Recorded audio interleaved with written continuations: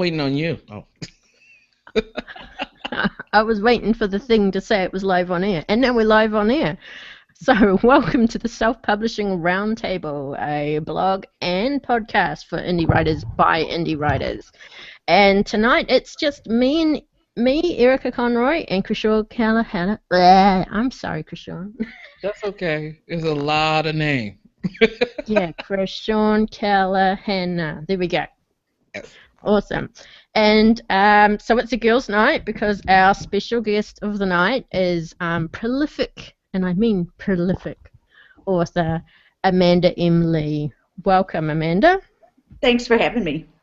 Oh, thank you for being on the podcast. It's like a dream come true. No, I mean, seriously. Yeah, you're like my hero author, so everyone, looks up to you. So, okay, I think I've finished fangirling, but we'll see. Yeah. You're Erica's spirit animal. Well, then that spirit animal would be a shark. That's my favorite animal. Okay. I have a weird thing about shark movies, so I watch even the really bad ones over and over again. Oh, so Sharknado? On your list? No, I'm talking more like Bait, the one that had the great white sharks in the underground supermarket. That's a particular favorite. Oh. And Jaws, of course. Yes. Of course. So, should we get straight into business and answer all of these questions we have gathered from your fans? Sure. Yeah. Okay, first up, how did you get started in publishing? Well, I mean, I always wanted to write. I started writing my first book when I was like 14. I thought I was going to be the next J.R.R. Tolkien. It was a fantasy book. Then I went to college and didn't write because I drank a lot. And I took writing classes, but I really was not, writing a book on the side. I would write for my writing classes, and I was in journalism classes, so I figured that was enough writing, and we really partied 5 out of 7 nights a week, and I was lucky to get out of there. And so then I got a job in journalism right out of college, and I started going back to the book, and of course something you write when you're 14 really doesn't hold up when you're 22.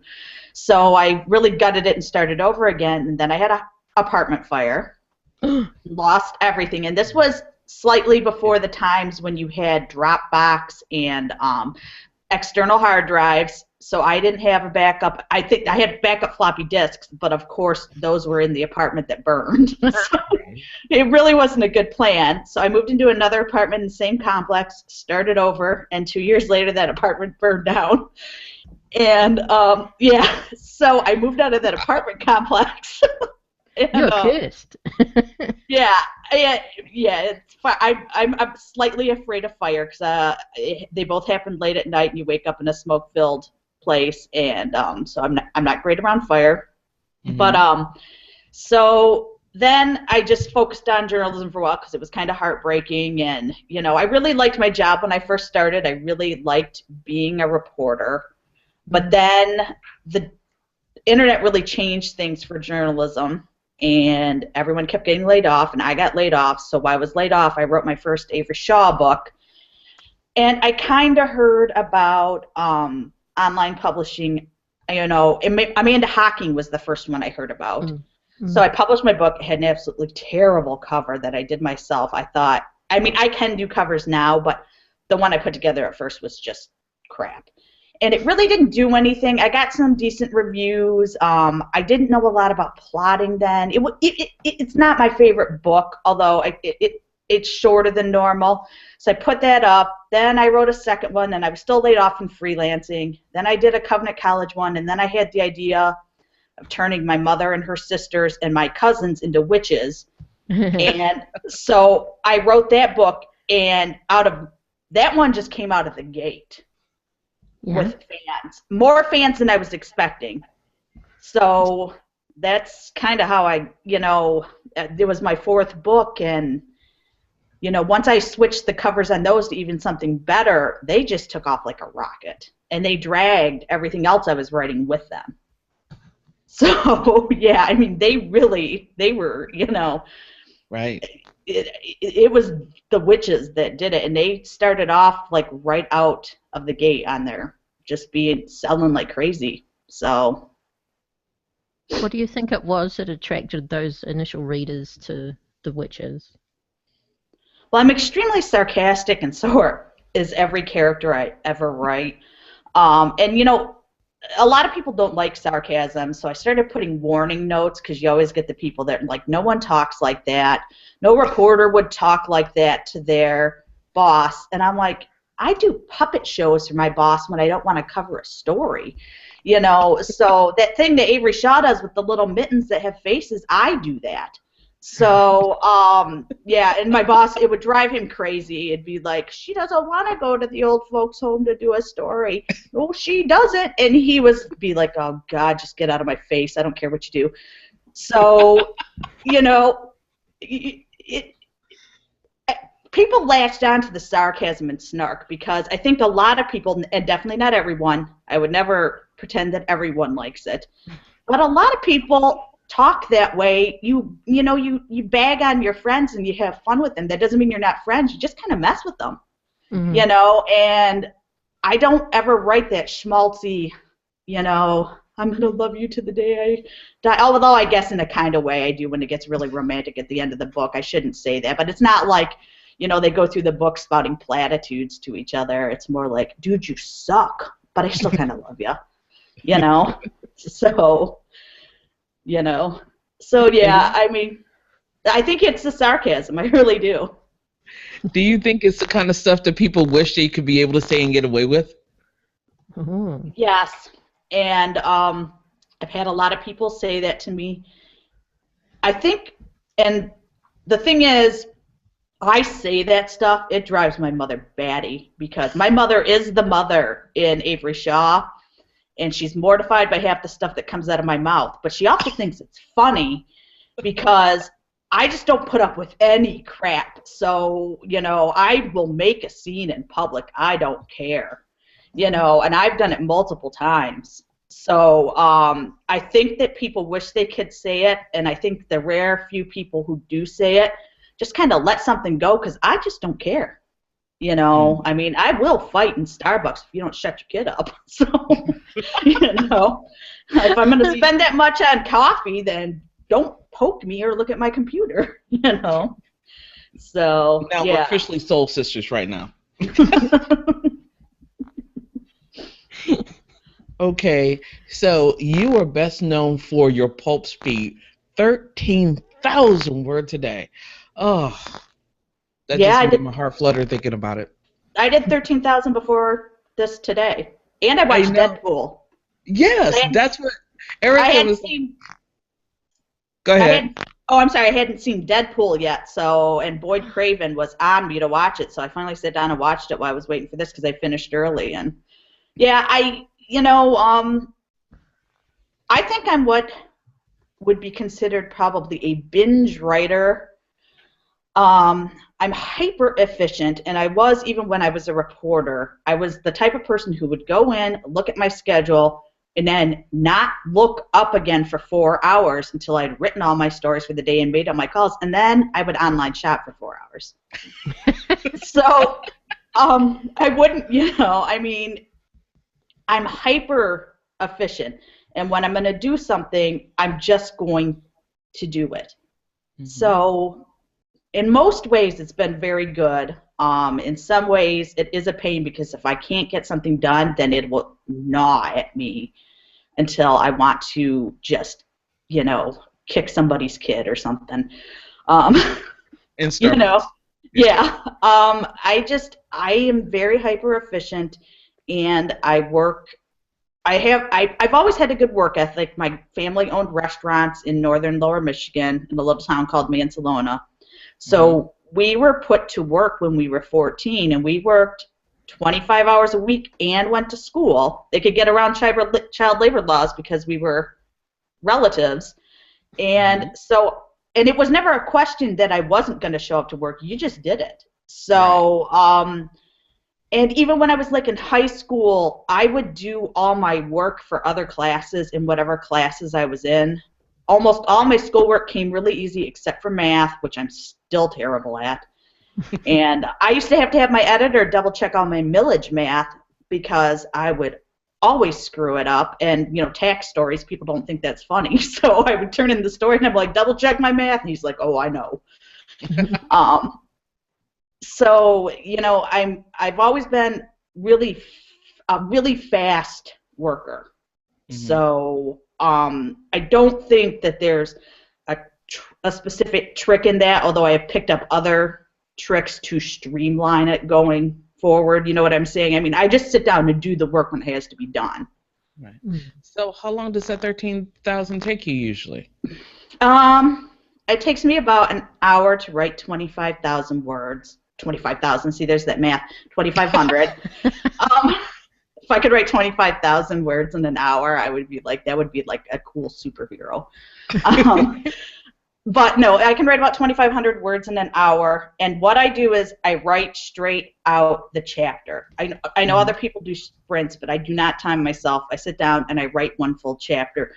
I don't stop until I'm done, and I never call it a night in the middle of a chapter. I finish the chapter because it overall, from an efficiency standpoint for me, if you stop in the middle of the chapter, then when you pick it up the next day, you got to go figure out where you were in it, and I just know where I'm starting because I finished the previous chapter. And I think that's like my biggest help. I don't just stop in the middle of a chapter. So like I started at like 10:30 this morning and I was done by 6:30, and I got the mail and did some cleaning and screwed around in the basement to make sure the microphone and headphones were working for this, and I cooked dinner and lunch, and I did some other stuff in between. I was screwing around up in my office too. I had to, so I usually take a 20-minute break between chapters and then go again. So, and then I always screw around online too when I look at message boards. So. So basically, you get most of your work done, and then you can play. Yeah. Although I do a chapter, but then I go online and screw around for 20 minutes and then go back to it. So. But that's the key there. You only take the 20 minutes and then you go back to it. That's where a lot of people seem to fail. Oh, well, yeah. I would say I'm hyper, I don't know what the word I would use for it is. I have trained myself to just, if the work needs to be done, you get it done. Before I left my day job, I was working 80 hours a week between working at the newspaper and writing.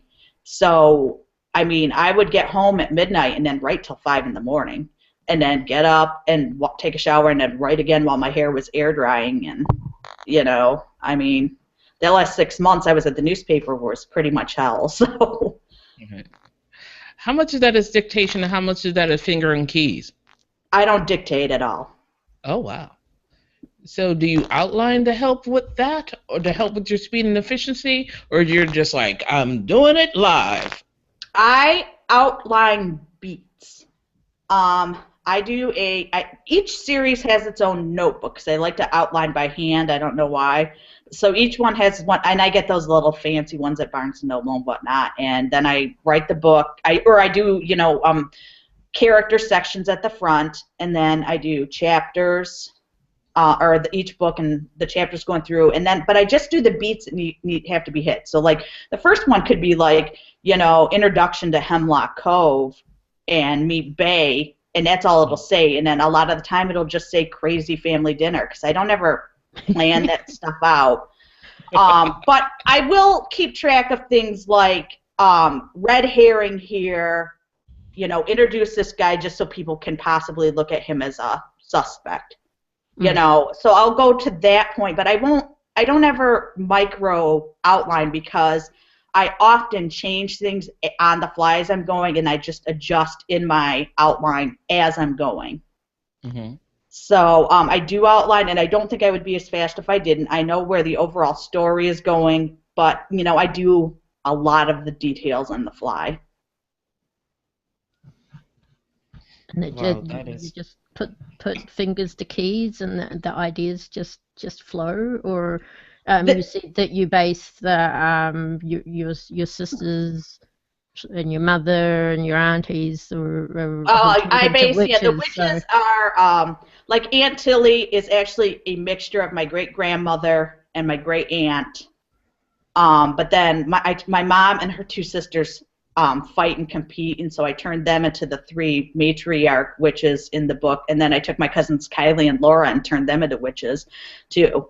So, and then I guess Bait is kind of based on me, but not really. Avery, if there's any character that is me, it really is Avery Shaw. She's extremely obnoxious, but there it is. Everyone says that when you write a Mary Sue character, that's based on you, and I'm like, yeah, my Mary Sue characters aren't based on me. It's the really one that could borderline be described as a narcissist. She's the one I based on me, so, you know. So, yeah, I mean, my family is nuts.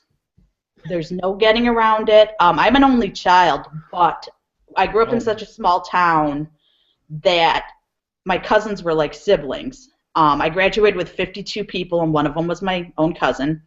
So we were all extremely codependent. We hung around with each other. I still hang around with my cousin Kylie all the time now. She lives down in Detroit. Like, you know, it was about 8 miles away from my old house. It's longer now, but she's excited to come out here for the pool this summer.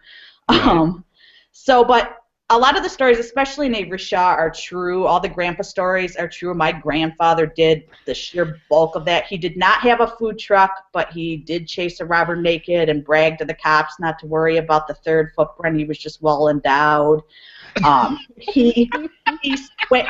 He swam naked every morning in the summer, and then he'd get out and dry himself on the trampoline. And this was in the time when trampolines didn't have those nets on the sides. It was just a big rectangle.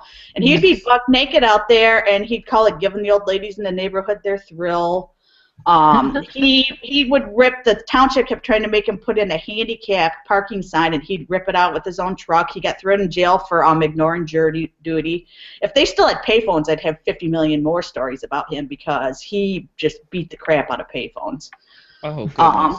Yeah, he was a character. He was very funny. A lot of the people at the newspaper are kind of based on people I used to work with. You know, I mean, newsrooms breed really weird people, and I'm including myself in that. When you go into a newsroom, there are nutso people there. Marvin in the Avery Shaw books is my friend Mitch Hotz. He doesn't care. He thinks it's funny. The Lexi character is my cousin Kylie. Technically had 2 characters kind of based on her, although the Lexi character in Avery is much closer to her than Clove. Although she puts on the Clove persona quite often, which is kind of fun, which is what I was thinking when I did that character, because she, you know, she'll say things, she'll do funny things and say things like, yeah, when I went to private school, I'm like, you went to Mansalina High School. She's like, oh, that's right, you know that. So, yeah, I am related to crazy people, and I mean, my great-grandmother, one of the inspirations for Aunt Tilly, used to take us to the cemetery and make us look out while she stole flowers from other people's graves. Oh, wow. So, and we'd have to dive in ditches and stuff when headlights would come out. She walked into the woods one day and picked out like a huge 25-foot tree and said to my grandpa, I want that one in my yard, dig it up. And, yeah, so I am related to crazy people, and it really helps in what I do. I mean, yeah, there's a lot of stuff that's, you know, happened in those books. It might not have happened in the timeline that way or whatnot, but I mean, I had an aunt who actually, this was also an Avery Shaw book, she fractured her husband's penis while having sex and then told everyone about it. So, you know, yeah, I mean, you know. That girl's talented. Yeah, I know. So, you know, I mean, my family has no filter. We all know each other's business.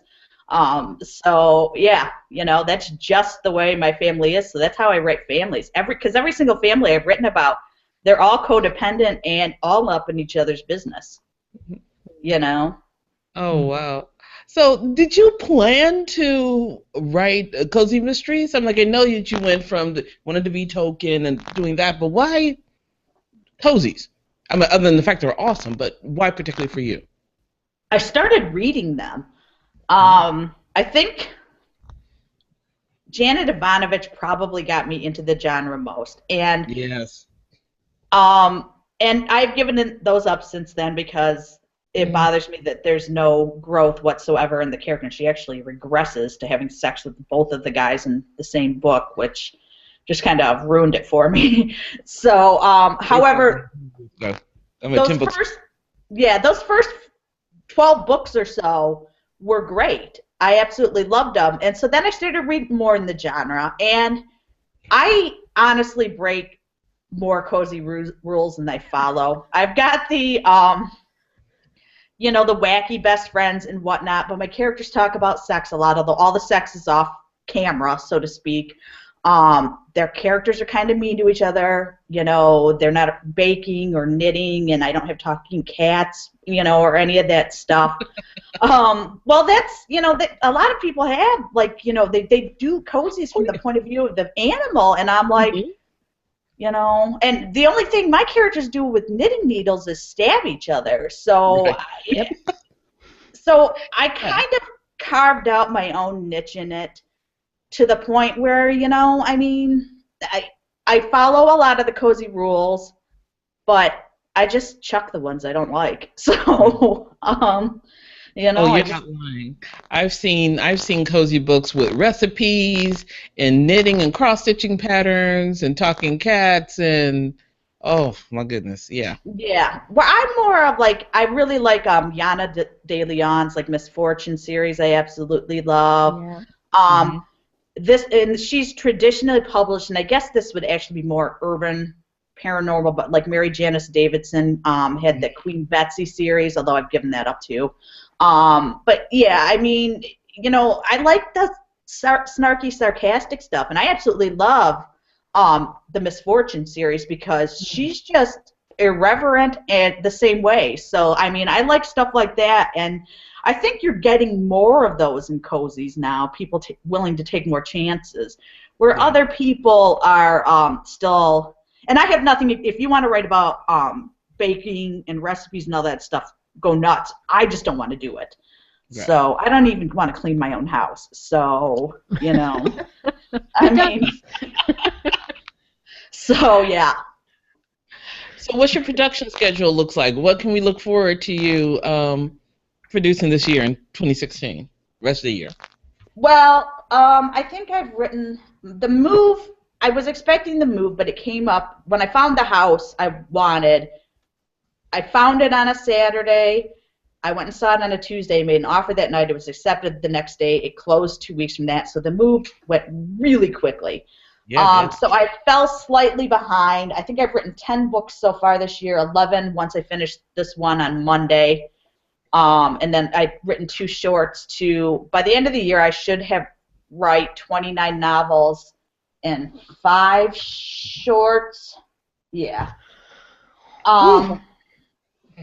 So, but I mean, that's still with 7 weeks off and 12 extended weekends. So 7 weeks off and 9 extended weekends? 12 extended weekends.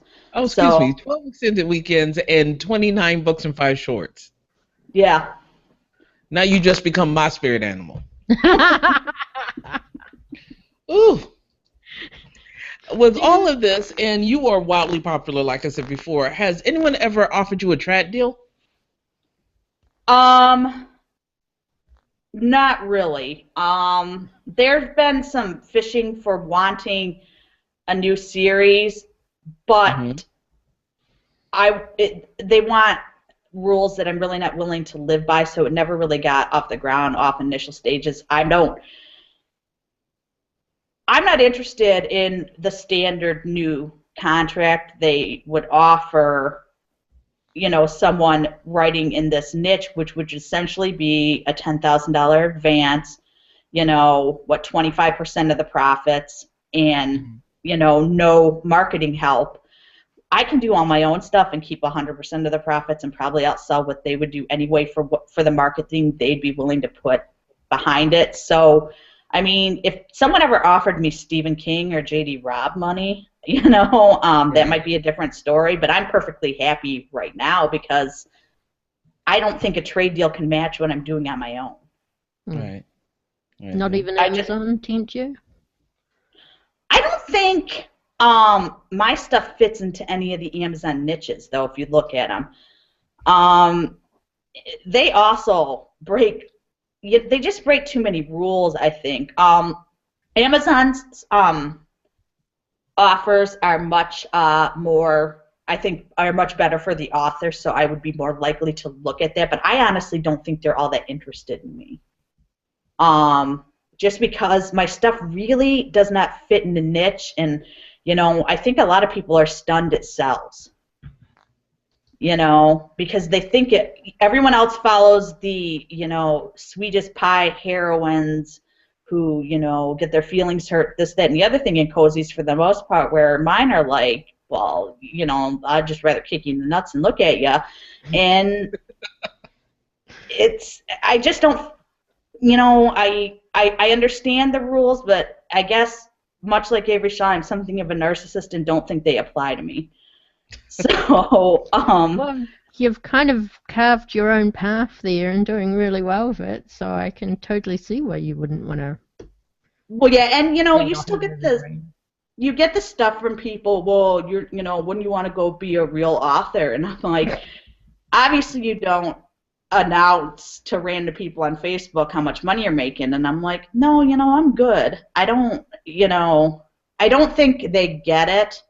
And I don't think a lot of my family gets it either. I love my family, don't get me wrong, but my Aunt Marilyn was asking me about General Hospital the other day, and I'm like, well, I don't really watch it anymore. I'm sick of it with Sonny and all the mob stuff. And she's like, well, what do you do all day? I'm like, well, I write.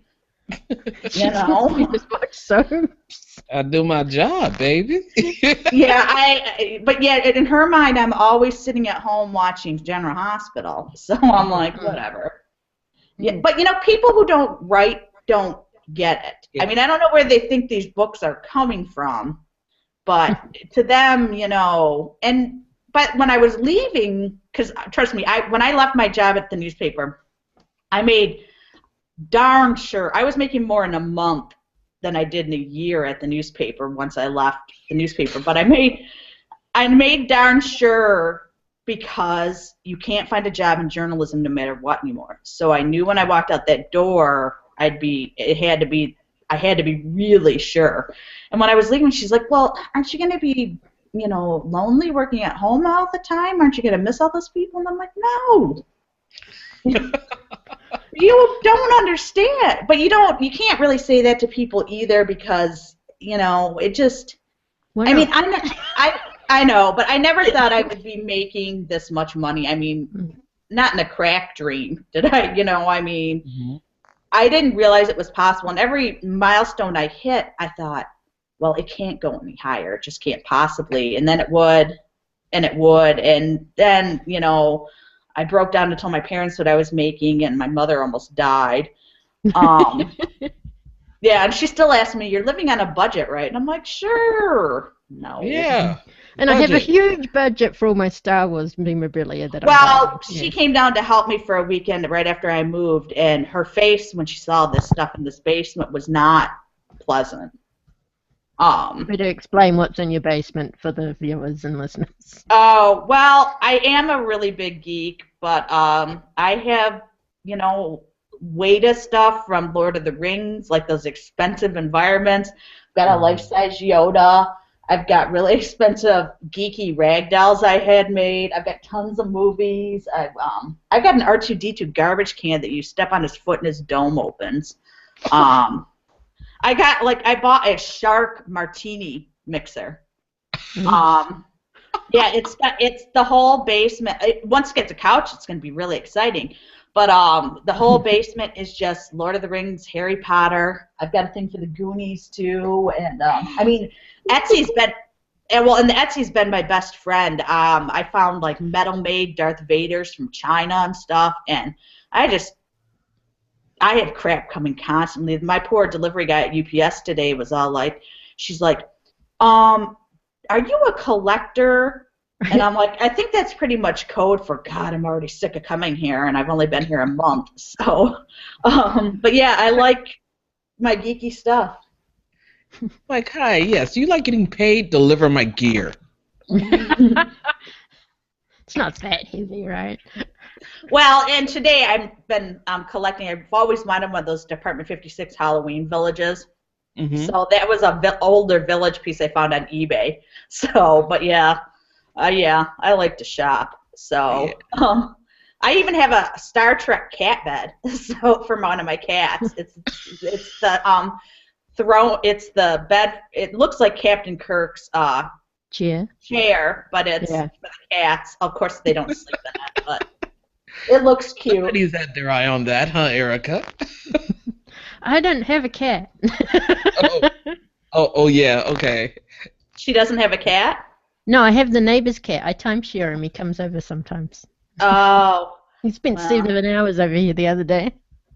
I've got 50 million cats because I'm a sucker for animals. I found some under a rose bush and bottle fed them for months to keep them alive. And my cousin joked, she goes, if those had been human children, you would have left them there. And it's kind of sadly true. I have a softer spot for animals, and I couldn't find homes for all of them. So now I have 5 cats, and luckily they have a big house to spread out in because Right. I am kind of a sucker for animals.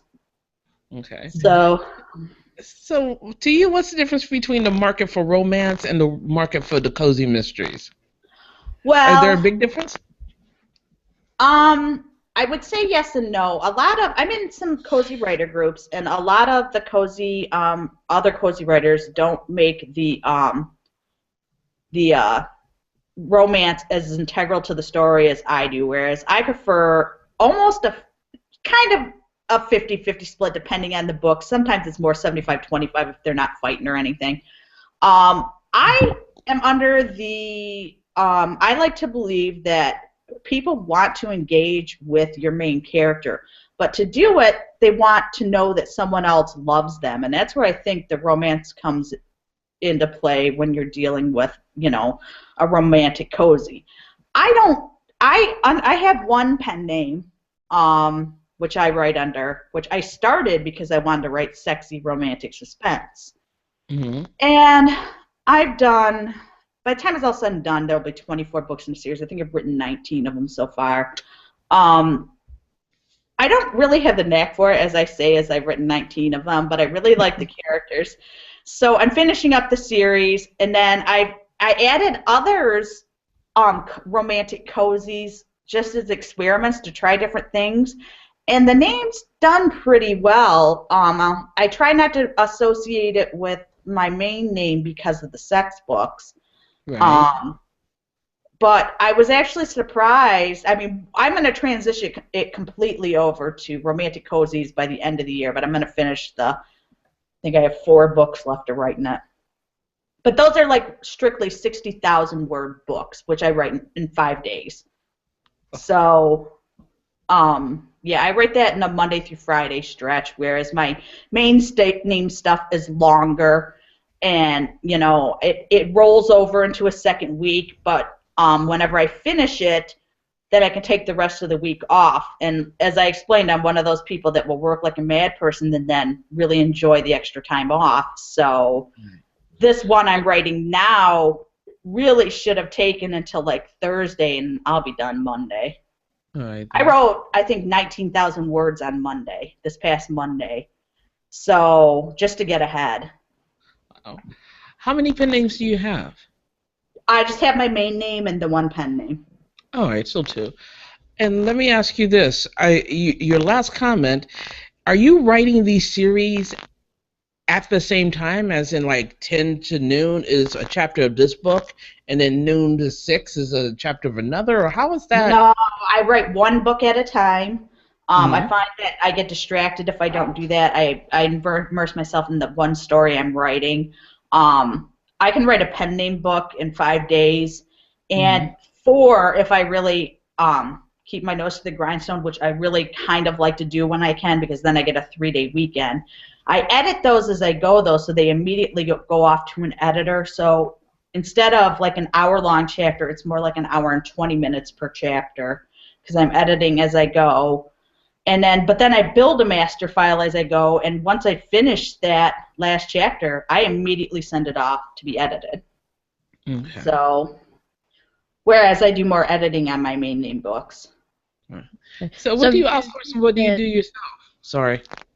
Yeah, I was just going to ask the same question. And I didn't hear it from either of you, so what? What do you outsource and what do you do yourself when it comes to your book? I outsource editing. I outsourced the covers for my Grim Reapers books to a illustrator named Norman Dixon. Mm-hmm.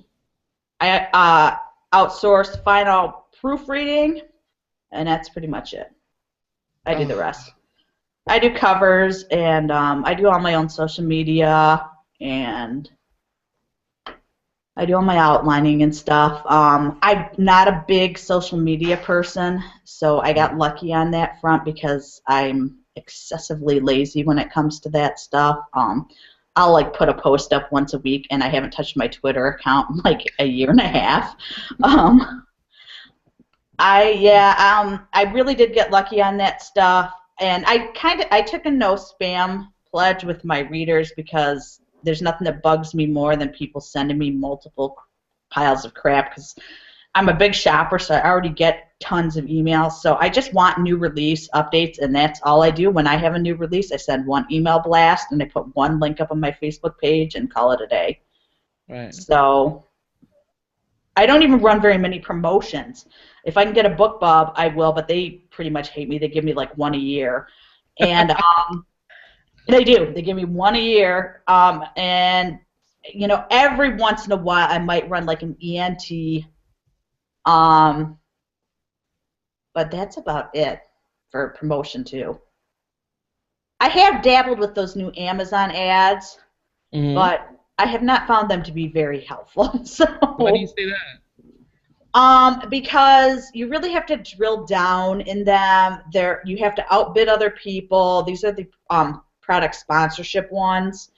So you have to bid up to as high as 50 cents to outbid other people. I would obviously want to do the first book in a series. That's only a 99-cent book. I'm in KU, so the advertising stuff on it doesn't tell you how much you're getting, how many borrows you're getting.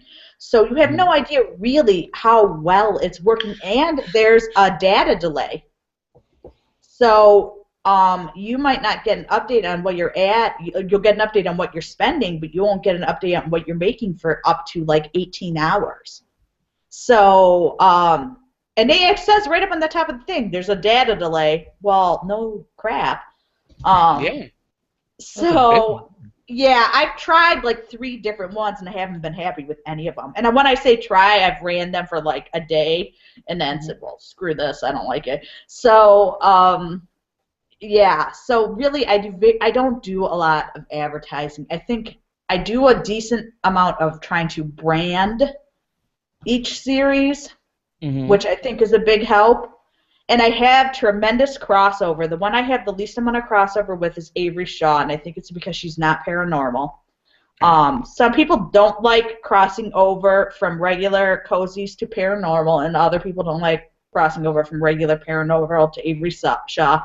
So she's kind of like the outlier in the group, but she still sells pretty stinking well. So, you know. She sells to me. I mean, I read the paranormal and Avery and the Aisling Grimlock. So. And some people do, but other people are like, well, I don't like witches and stuff. And I'm like, well, you know, they're really not walking around with the warts on their noses and stuff, although sometimes their pants don't fit.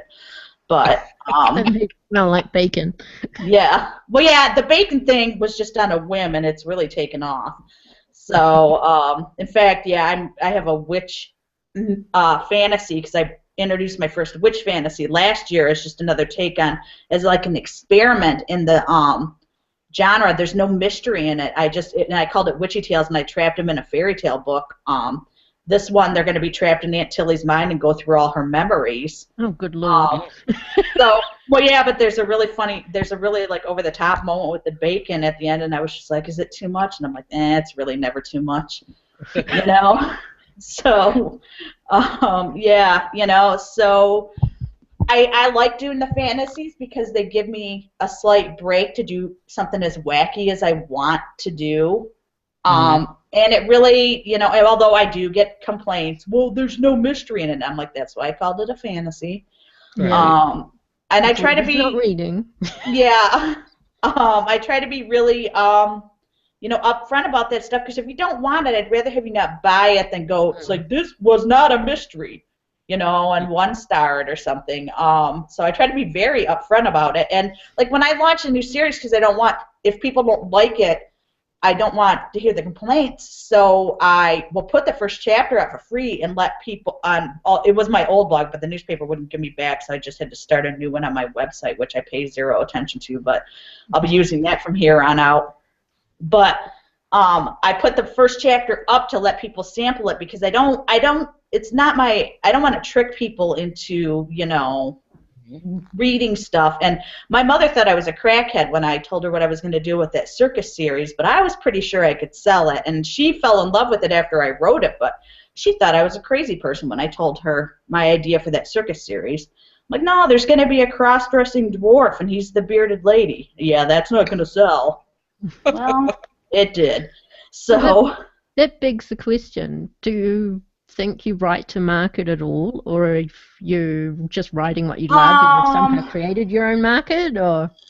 I think I do to a certain point. I obviously don't. I don't study the list like a lot of other people do. I feel really lazy sometimes, because people will say, I spent an hour going through this and I counted this and saw this, and I'm like, oh, well, I put Gilmore Girls in and wrote a little bit. I don't watch that stuff, and I had no idea what writing to market was, or had never heard the term when I started doing it. Do I write? I try to write to make my fans happy. I don't go too far from the mold. I don't, break those cozy rules of having characters cheat on each other, or having the heroine raped or something. I would never, you can't go dark like that in a cozy. But I also don't follow the rules. I think I'm kind of down the middle. Mm-hmm. I don't think it has to be an either or. I do have 2 ideas for future series that are extremely outside the box.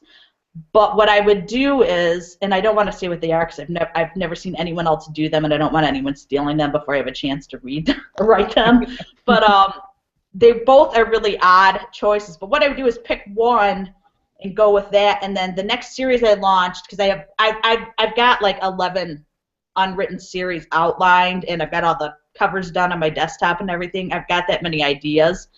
But what I would do is go with one of the ones that I know is more marketable and fits into a niche after that. So go with one of the outside the box ones, and then rebound back with something that I know is in a more niche-y, or that's more markety, that I know the fans will like, so I can balance it out in case I ever make a misstep. Because as long as I keep taking broad steps with some of the stuff, the odds of me making a misstep, remain high. Mm-hmm. I'm letting that sit in for a minute. Yeah. I don't think it was profound. Yeah, I talk a lot. I'm sorry. No, never apologize for talking a lot. We can always make this part 1 and part 2. Oh, yes, if you've got the time. So you said that you've got 11 series plotted out. How long did that take you? How long does it take you to plot out a series?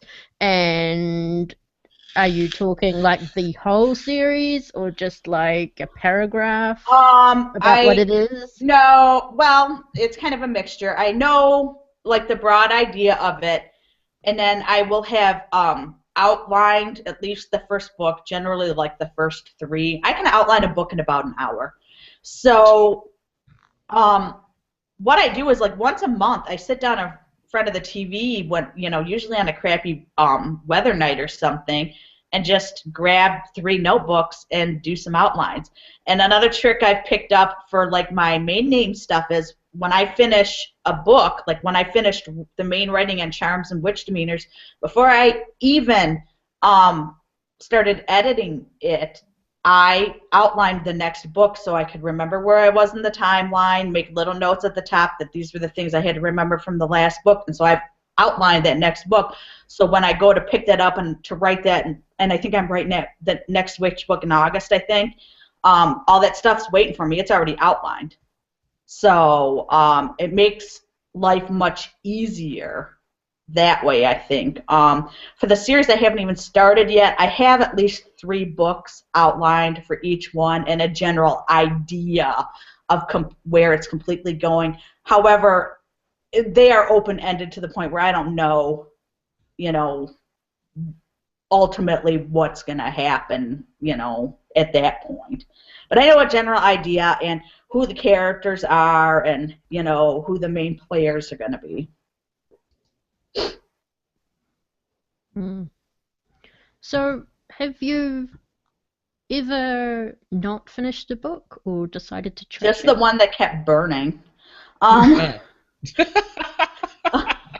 I finally decided that was a jinx and gave it up, but one of the, I liked one of the characters so much I kind of rejiggered him for one of the, although he obviously has a lot of changes, but I liked him so much I rejiggered him and inserted him for one of my future series, even though it was a completely different world, but I liked the name and the way he looked and stuff and thought it was cool, so, but yeah, that's the only thing I've never finished. And I decided it was cursed, so I just completely never wanted to start it again because I was afraid the house would burn down if I ever tried to start it again. Yeah. Better not tempt fate with that one. Yeah. So this is a question that keeps on coming up. So do you have that magic financially secure and I'm going to retire number, or are you ride or die? I am financially secure. Yes, but do you, okay. I bought this house with cash. I bought all the furniture with cash. The only debt I have is the crap hole I still own, which the only reason I haven't paid that mortgage off is because I'm looking at maybe trying to gift it to my cousin. Mm-hmm. So it's a whole big thing. So I could pay that off right now, but there's some stuff up in the air with it. I've got quite a bit put away. I'm getting ready to work with a money manager. In 2 years, my retirement should be completely set. And then after that, I'm going to start looking at things like I'd like a winter place, possibly in New Orleans. And I want to travel in the winter, although it's probably not going to happen this winter, but after that I want to travel some in every winter. I love like London and Greece and that type of stuff. And but the first thing I want to do is get my retirement completely set. If the bottom were to completely fall out tomorrow, though, I would not be in trouble. So I own this house outright now. So, I could find a way to keep up on the taxes, obviously, and I'm really lazy, so yeah, I hired a maid, and I'm getting a pool boy. I'm so jealous. I swore in the fall when I mowed at my house the last time, that was going to be the last time I mowed, and I've held that up to you. I got a nice lawn service, so,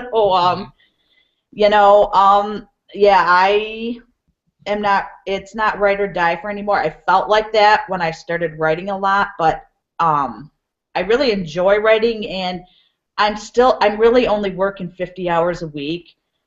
I try to work Monday through Friday, and I pour the bulk of it into Monday, Tuesday, and Wednesday, and then coast Thursday and Friday. A lot of times I don't even work Friday.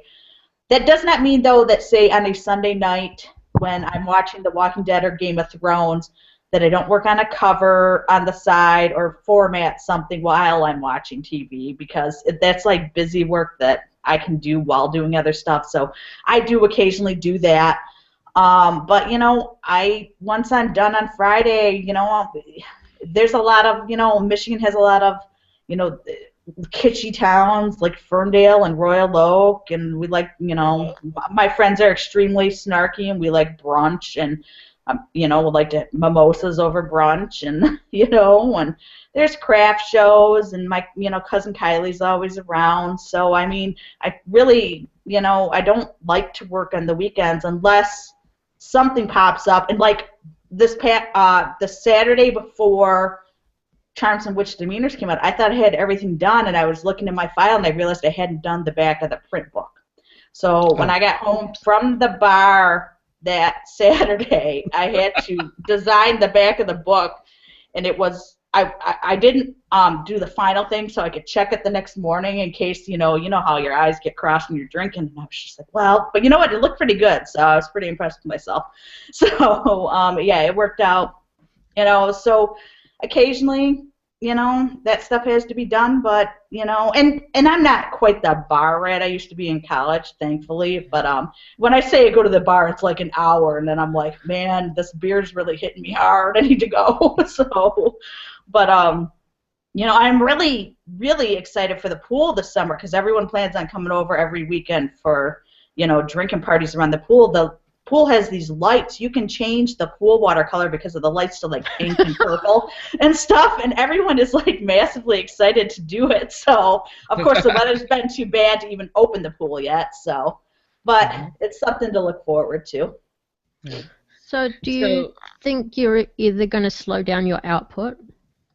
Well, next year, the only reason I'm writing quite as many books this year as I am is because like I mentioned for my pen name, I had that romantic suspense series, and I decided it was going to be 24 books.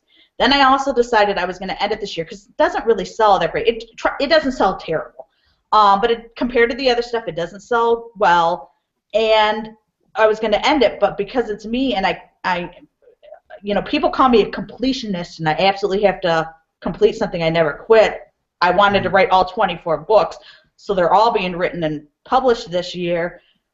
And then I also decided I was doing those additional Covenant College trilogies, so going into next year, I'll have 9 fewer books on my schedule to write. Which isn't only really 20. that many less.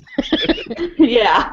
So, but it is 9 fewer books. So, and I don't think, I always have these big eyes. It's like when you see, the really big plate of prime rib at the restaurant or something. I don't think, I didn't, in the back of my head, I often wonder, you knew you were going to move, so how did you not think this was going to be a mess? And I just, in typical fashion, told myself it wasn't going to be a mess and just did it. So it was not easy, but by the end of May, I should be back on my writing schedule, which is what I want because I had all these weeks scheduled off, but I wanted them for the summer for around that pool, and I didn't want to waste them on the move. So if I work really hard through May, then once June hits, I think I've got 4 weeks off throughout the summer and 3 extended weekends for the summer. So that's more holidays than most people get. Right. Well, yeah. So I've been online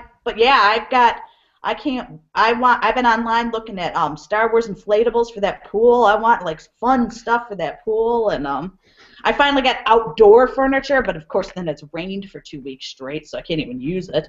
But I'm so excited for that party patio out back that I can't even.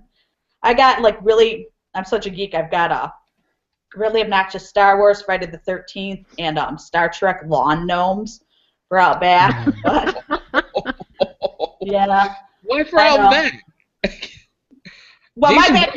Right up near where the mailbox goes. Well, I would worry someone would steal them. I've got a Friday the 13th fetish too. I love horror movies, so the gorier the better, and I actually prefer the 70s and 80s horror because they don't come out with anything good anymore. So, but yeah, I absolutely love Friday the 13th. My mother thinks I'm gross, but I can't get enough of them. So how do you deal with criticism and self-doubt and worry and all that? Or do you? No matter what, you're always going to get criticism. And it's frustrating, and it gets annoying, but almost always, if you actually look at the individual doing it, it says more about them than you. And granted, some people just aren't going to like your stuff, and that's okay. My stuff is an acquired taste, and the good news is you really mostly only get your bad reviews on the first book in a series, because after that, the people that don't like it are not going on Mm-hmm. to Unless later they're books. stupid. Unless I do have one woman who reads every single witch books and then sends me an email telling me I'm going to hell for writing about witches. And I'm like, why are you still reading them? Point out she's going to hell for reading about witches. Right. Well, but every single time, and I think she's trying to get a rise out of me, but every single time I type back, thank you for reading, and that's it. Which probably drives her Funny. batty. Yeah, I think it probably drives her batty. But, that's what happens in life.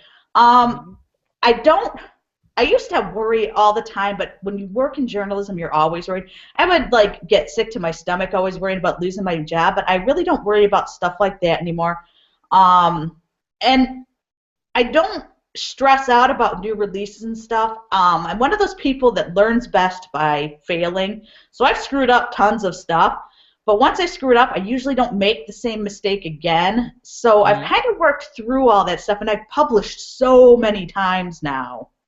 I think it's over 80, but that's including omnibuses and stuff, which are not single titles, but and samplers I put together. But at a certain point, I marvel at the people who are like, I just pressed published on my second book, and I still get that thrill, and I'm like, I'm kind of jaded because I'm just like, oh, I pressed published, and now I'm gonna go watch Friday the 13th. I don't. Everyone else sits there and waits for it to pop up, and I'm like, yeah, I'm gonna go check out my bar downstairs. I just. So, I don't. what does your typical launch look like these days? How do you release? I am an extremely lazy releaser too. Like I just launched last week the latest witch book. I uploaded it Monday night versus Tuesday because I kept hearing people on certain message boards saying that Amazon was taking longer putting books up. And my book was up within an hour. So I was like, oh, well, crap.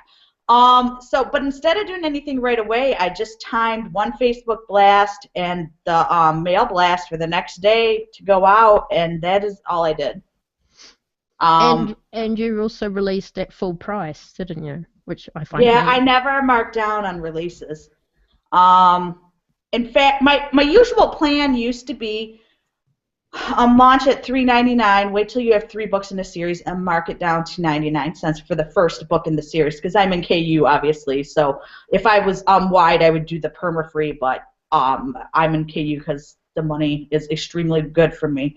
However, that changed slightly with my Grim Reaper series because I never really had a drop in the first book in the series. Granted, it's not up in the lofty 2,000 range, but when a new book comes out, it goes up again. And I honestly haven't decided what I'm going to do at this point because in the fall I'll be launching the 5th book in that series, and the first book's still $3.99. It makes it nice for Kindle countdown deals and whatnot. I keep trying to get a book club from it, but they hate me. So I honestly don't know what I'm going to do with it. And I launched that circus book at $3.99 and got it in the top 1,000. No, that book got down to 300. Yeah, that book got down to 300, which I thought was pretty good for a full-price first in series book that I did no promo on because they don't promote anything until I have at least 3 books. So, I launch at full price now, and I've been debating a $4.99 price point, but I have this. I'm not I wouldn't be happy. Well, and this is the problem I run into. I'm in some groups with other people, and it feels greedy. And if you look at the cozy market, look at the top 20 books one day. And you'll see that 75% of them are 99-cent books. And I feel lucky enough that I can launch at $3.99 and sell that well as it is. So everyone thinks I'm a chicken, and I am. But I don't see that I need to do it. So I just kind of keep. And if I was ever going to do it, it would have been with the most recent one because it was obviously poised for a big day. You could feel it. It was just one of those things you felt. People love those stupid witches, and I could just tell it was going to go big. And I mean, It debuted at $55 in the store, which is my highest debut at full price, and it's still under $100. Although it's getting close to falling out, which is fine. And I've been in the top 100 authors on Amazon since it debuted too. So I don't honestly feel the need to do it right now. So I think launching at the full price is probably good for me. You know, I mean, and it's there is a guilty feeling. I'm not even Catholic, and yet I get the Catholic guilt for it, even thinking about it. So, you know, I just and cozy is one of those genres. If you actually look at cozy, there are very few trade authors even on the top 100 in cozy. Go look at that list. I mean, Charlene Harris is on it right now, and like Joanna Fluke. But most everything else is, I would say, and I'd have to go through and count, but I would say at least 80% of it is indie. The top 100 cozy books, I would say 80% are indie. And so that's, you know, a good market to go into because people, cozy readers are voracious and they are willing to go indie without a problem, you know, whereas you get attitude still in some genres about indie. Yeah, you do. But cozy is not one of them. Yeah, I think that's what I love so much about romance and indie and cozy writers and readers. Like they get along. It doesn't matter. Write something good, we love you. Write crap, we won't tell you about it. Yeah, and that's don't kill your heroine. You know, I mean, you know, it's weird. I've seen a lot of backlash that Veronica Roth is getting ready to launch a new series, and every thing I've seen on Facebook is like, I don't trust her. She's a dream killer, you know, for killing off Triss in Divergent. And you know, once spoilers. Well, yeah, if they haven't seen that by now, or if they haven't read that by now, I mean, but I mean, once the thing you have to worry about is once you tick off a reader, you've kind of ticked them off for life. So, you know, I don't think they're all that forgiving. I think they're forgiving if you come out and say, because like I made an error in a book and actually called the heroine the wrong name the first time. It was right the rest of the book, and I immediately realized it, put a note on my Facebook page, and corrected it right away, and didn't get one bad review about it. Everyone was like, oh, that's okay, you're human. But I think if you know, throw yourself on the fire and say, listen, I screwed up and did this, your fans are willing to forgive you for that type of stuff, you know. Well, you don't insult them. Yeah. You don't insult their intelligence.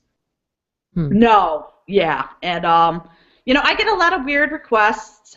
I had a gentleman write me that he's dying and wants me to give the witches a dog and name it after him. Was that dog you gave them in the flashback short series? No, that was for another thing. But I explained that they weren't too much for a dog. So They're not home. Only to eat and have my teeth and so I get, but you know, it's really gratifying. People tell me they name their pets after characters, and a woman had chickens and she named them after the witches, which I thought was just kind of funny.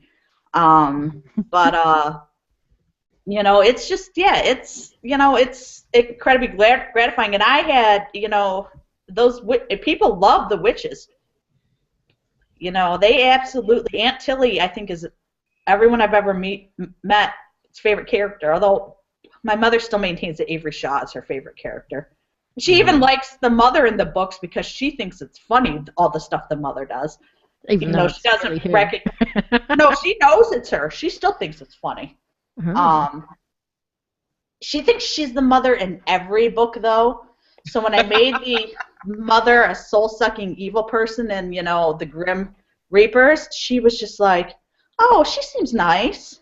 And I'm like, that's not you. She thinks Are you sure it's not me? She thinks she's the mother in every book I've ever written. So, you know, and sometimes the mom's just a mom, because like the mother in the Covenant College books is just, she's just like a really real peripheral character. She barely plays into it, and my mom still thought it was her. So. Well, they have a lot in common. They're both mothers. Yeah. I have a fan question. So, have you plotted the end of your series for Avery Shaw, Bay Winchester, and Aisling Grimlock? Will they ever end, or are they ongoing forever and Yes. ever? Well, yes. Ace and Grimlock's going 9 books. I know exactly how it's going to end. I know the last sentence. I know. I have everything for that plotted out. I knew exactly what about that. We'll go 9 books. Avery Shaw's going 15. I was originally going to try to go 12, but there were too many stories I knew I needed to get in for her. I know how it's going to end for her, but she still got some fun to do along the way. The bigger question is the witches, and obviously I don't want to give them up for monetary reasons, but I'm not a big fan of making a series go longer than it should. But in almost every series, I have built in a way to keep the world going through children at the end, or possible children. So if I ever wanted to revisit that world, I could create a new dynamic. So say I did end Wicked Witches of the Midwest at a certain point, which obviously I will do, but then there's no way I couldn't start the Wicked Winchesters of the West and move on to Bane Landon's daughter and Thistle and Marcus's daughter. Wait, you said daughter. Well, they would have to be. Well, they would have to be daughters to be witches. True. So I don't really think I spoiled anything with that. It wouldn't make sense for them to have boys running around. So, but I have so many series that I envision keeping the Wicked Witches of the Midwest world going on indefinitely. It might not always be with Bay as the main character. My mother wants to write children's books and have me put my name on them and then give her the money with the witches, and I said, no, we're not going to do that. But I have a couple other ideas for the witches, but that's still a little ways down the road. But I have so many other series I want to write. There's 2 that I'm just dying to write. And Mystic Caravan, I think, will go 12. That's got each one's a standalone mystery, but there's going to be an underlying story going through it, obviously. And I don't know if you've read it, but there's a reveal at the end of the first book that kind of lends itself through to, a bigger story going forward. And then the characters from Covenant College, that ends next year with the second trilogy when they're close to 40. But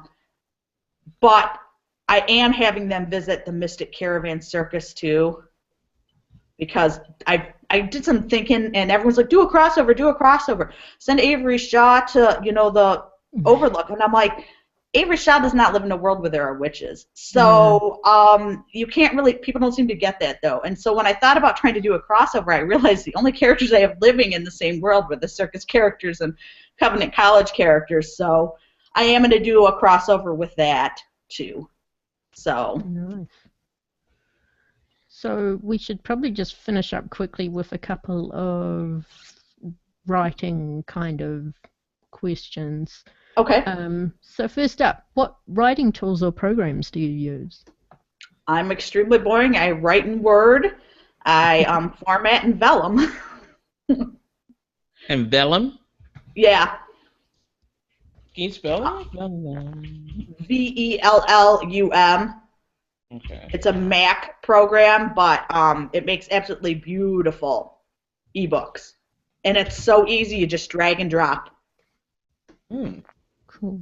And how do you track sales and promos, or do you even bother? No, I really don't. That's horrible to say. Everyone else is like, I sold so-and-so books this year, and I have to go add it up manually when people ask me. I really don't. When I say... And I don't know that it's that I'm lazy, although I am. Let's not lie about it. To me, it's like when I'm monitoring that stuff, though, it's like a waste of time because it's not going to change anything, and I could be writing and getting that stuff out of the way. So I guess it's kind of a weird pragmatic thing. I do check rankings on a new release, but I don't pay a lot of attention to the rest of it, which drives people crazy. You know, when you're a part of a writer group and you don't pay attention to that stuff, I can just tell people like, how does she not fall down more? You know, they probably picturing me getting hit by cars every night when I'm trying to cross the street, but I just, you know, it's not something that's a really big concern of mine because you know, all my income seems to fall in the same window consistently, and as long as it's doing that, I'm more than happy. So if you know, I have numbers that if it's a bad day, but I really don't do anything if I ever have a bad day. So it's really a moot point. I don't, you know. Mm-hmm. And I have one last question. I don't know about you, Krishawn, but how do you avoid burnout? Because you do a lot in a day. You know, though, I take weekends off, and I'm really only working 50 hours a week. Although, I mean, like Monday, I was tired. I wrote 19,000 words, and you know, I put in Melissa McCarthy's Spy and went to bed. For some reason, I love that movie. I have no idea why. Because Melissa McCarthy. I love Melissa McCarthy, but I also think it's Jason Statham in that. He's going to be in a giant shark movie. I'm very excited. I think he's going to punch a shark. Well, gosh, Jason Statham. Punch a shark. Well, it's Meg. Don't you remember that book by Steve Alton? It's the prehistoric shark. They're finally making it into a movie. I don't really get burnout, which is something else. I don't know why. I take weekends off. I take weeks off here and there to recharge. The way my schedule is set up, you know, I really try to write 3 weeks out of every month, and then when I can take a week or an extended weekend off for the 4th and call that a catch-up week where I get caught up on final read-throughs and whatnot. I'd really like to farm out final read-throughs, but I'm such a control freak, I would end up reading it myself anyway, so it's just like adding an extra step. So I just don't, it doesn't happen, and you know, I mean, I guess if I get frustrated, which I do, I tend to be one of those people that completely flies off the handle, but then I'm fine 15 minutes later.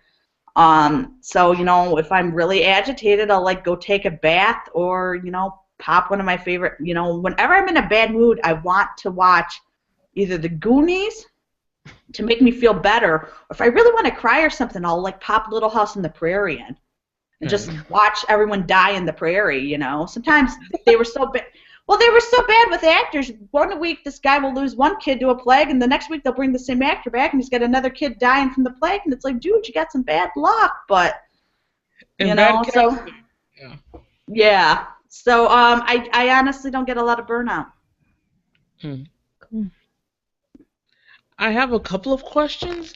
First of all, do you have a street team, or do you have, I know you got fan base because they love you to death, but do you have a street team that can help you with promotion? Nope, I don't. Wow. See, this is just more and more amazing. All right. What advice do you give for the newbies? Talk to yourself if you were just starting out.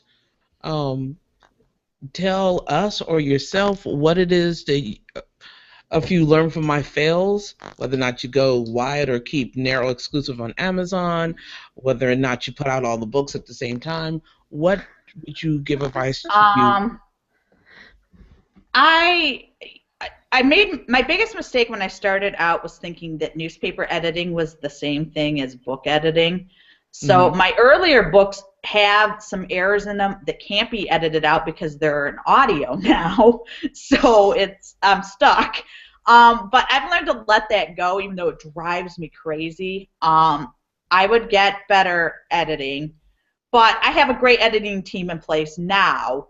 And yet still you get a few typos that go through. You know how that goes when sometimes people overlook, you know, 3 people look at something and sometimes you all overlook the exact same typo. I had terrible covers at first too. I would thump myself in the head for those. I would tell myself to find a place a writing community, and K-boards maybe, or I found that more of those insulated closed groups are actually more helpful because you don't really get an environment of people attacking you just to attack you. You get more people that want to help and want to talk about ideas. And it's okay to have an idea that's not a good one because you're never going to learn if you don't try it. I would also recommend to people, and I do think it's important to look at the market and what's going to sell, but if it's going to drive you crazy, then write that first book of your heart and get it out of the way, because otherwise all you're going to do is whine about it. And if you're whining for 15 hours a day, then you're not going to ever move forward. So maybe write it and just accept that there might not be a market on raising goats in your backyard or whatnot. I mean, and I'm not a big fan of writing everything to a specific outline or trope or whatnot, or a framework, I guess would be the thing. But I think that you can take something that's mildly different, but then tweak it so it fits the market a little better, which is what I think I've kind of done. I break a lot of the rules, but it still fits into that market. Right. So that's pretty much it, I guess, on that. No, I have nothing else, and I'm checking to see the board say if they have any other questions. I think there's just one on the mailing list. I believe you didn't have one for a very long time. So no, I didn't start my mailing list till last year. Wow. So how many people have you got on that list now, if you don't mind sharing? 4,500 roughly. Nice. So, but I don't do any sign-up drives. I only do organic. I just put a link in the back of the book and on my Facebook page, and then I just built a website finally because I needed because MailChimp has those Gmail rules now, so I needed an author domain to change my email, which is the only reason I built a website. And so yeah, I really just have them in those three places, and I get I think 10 or 20 a day. And they're pretty responsive. I very rarely get an unsubscribe, just because I don't, and I have a new release every month, let's be reasonable, but I only send out for new releases, and I only do it once. I do not send out more than once for a new release. Okay. Well, thank you so much, Amanda, for being on the show. It has been awesome. Thank you so much. Thank you for having me. Sorry, I was going to say, what's the website that people can find you on? Oh, you're going to make me look it up. It's AmandaMLee.author. Or wait, no. AmandaMLee.net. Yeah, I know. I just built it.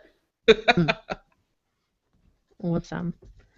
And are you planning to stick around for a little while in case anyone from the audience wants to join us for a little after party? Sure. Awesome. Thank you very much. And for everyone watching and listening, write more books. Yes. I'm working on it. Leave a review, and yeah, we'll. Oh, Krishawn, what does X usually say at the end of these things? Sorry? What does X usually say at the end of these podcasts? How do we usually end? Good night, internets. Good night, internets.